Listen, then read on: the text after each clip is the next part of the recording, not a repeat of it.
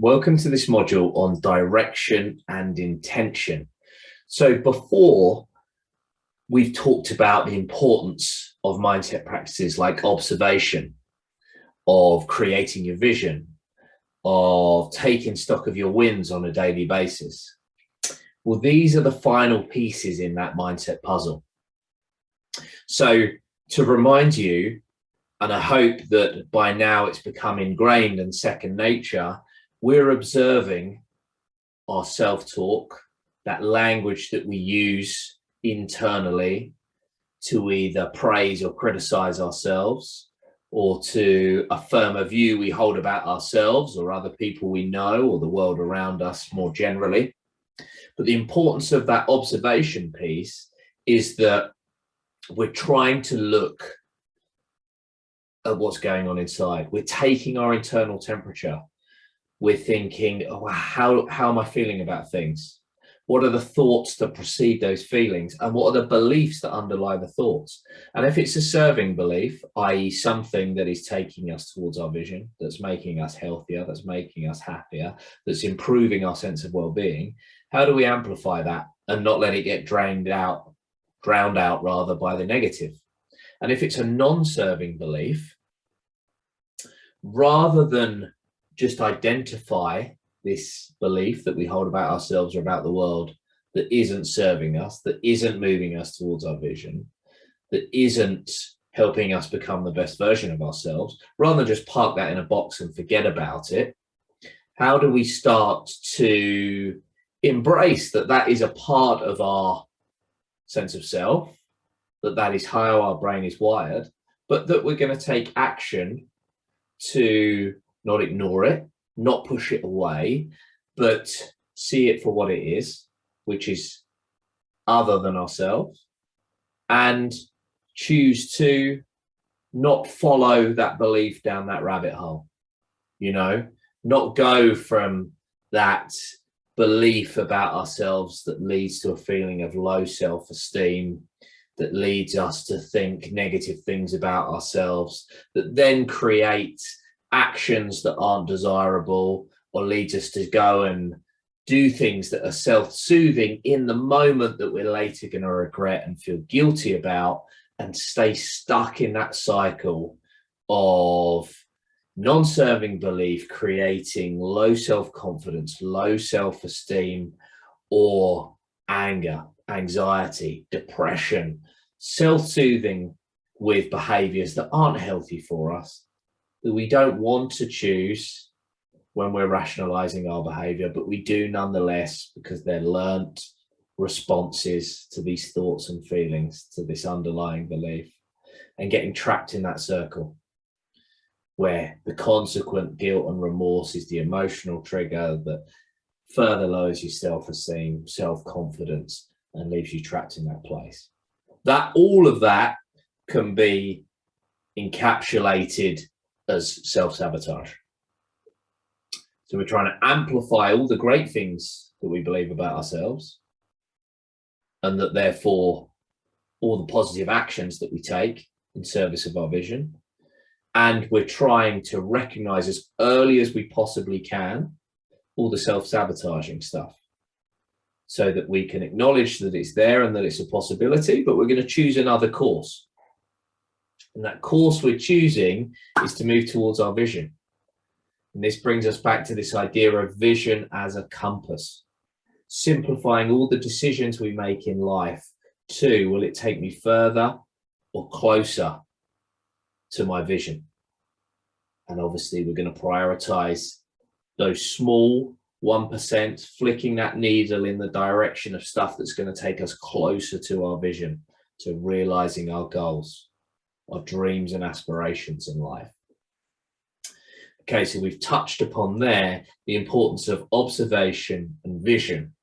And I've talked previously about wins, how we're hardwired as human beings to be negative. We have a negativity bias. And the antidote to that is to acknowledge what we are doing to move us closer to our vision, building the burden of positive proof.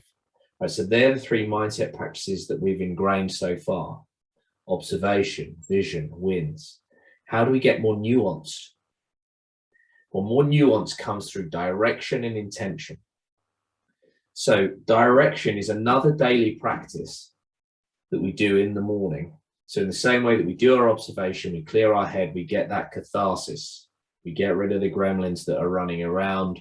We don't give them more oxygen to breathe. We discharge that onto the paper. We then move beyond our self-talk to go, what are we aiming at today? That's our vision. The next piece in that is direction. It's an honest accounting of how far away we are from that vision. That's not always looking to do something. It might be a nice confident acknowledgement that actually, with how I'm eating at the moment, or how I'm training, or how I'm being as a partner, or the effort that I'm putting into my work, or the type of employer that I'm being, whatever it is that's concerning you, that could be on point. And it might just be about consistently repeating that over time to get closer to your vision. But it can also be a kind of an honest, non-judgmental accounting of where you are. And go, okay, well, I don't feel great in my body. I'm not as energetic as I want to be. I look in the mirror and I don't see exactly what I want to see.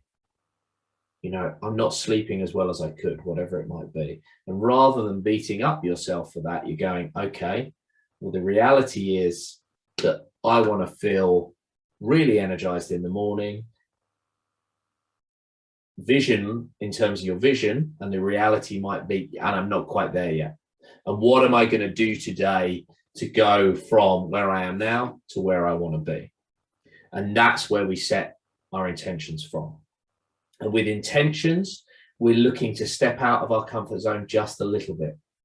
We're not looking to take giant strides forward all at once and change everything in multiple areas of our lives, because that leads to a burst in the first place of motivation that very quickly becomes a sort of anxiety-led paralysis, a sense of overwhelm, because it's not possible to sustain that degree of change all at once, even though we buzz off the thought of it in the very, very short term. So we're trying to be kind to ourselves, push the envelope, but just enough, that minimum effective dose, the least you need to do in that area to make progress today. And intentions are going to differ from day to day. Some might be the same. You might intend to hydrate with 3 liters of water every day, and that may be consistent throughout the next 3 years towards your 3-year vision. But other intentions are going to change. You might not be training every day. There might be days where you intend to be gluten-free, and other days where you're quite happily going to go out with friends and eat whatever you like and drink as much as you like that evening. And so your intentionality is going to differ depending on where your focus is. But nonetheless, it's important. And it plays into achieving those way markers, those stepping stones towards the goals. The idea that we come back from that 3-year vision and we create a 2-year vision on a 1 year. And then from that, 9 months from now, 6 months from now, 3 months from now. So today, I just want you to focus on introducing direction into your morning journaling. So that's an extra couple of minutes reflecting on your vision and having that honest accounting. Like, how close am I away from that aspect of my vision? You know, and then therefore the intentions that you're going to set, not to leap forward 3 years from now, but go look at that 3-year goal, that way more marker towards your vision, and go, what are my intentions today to get where I want to be in 3 months' time? And then we'll work through those goal cycles out to the big picture of 3 years. Enjoy it, and it really, really gives you a fantastic focus for your day.